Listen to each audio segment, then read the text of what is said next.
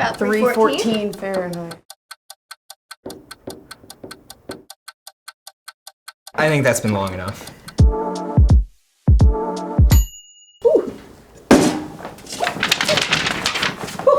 Okay.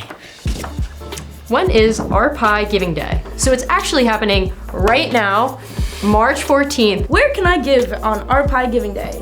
You can give at givingday.rpi.edu. Follow #RPI314. What am I supporting on RPI Giving Day?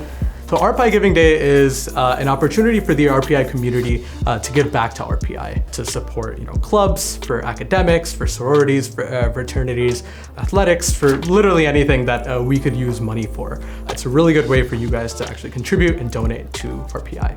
Why does my gift matter today compared to any other day?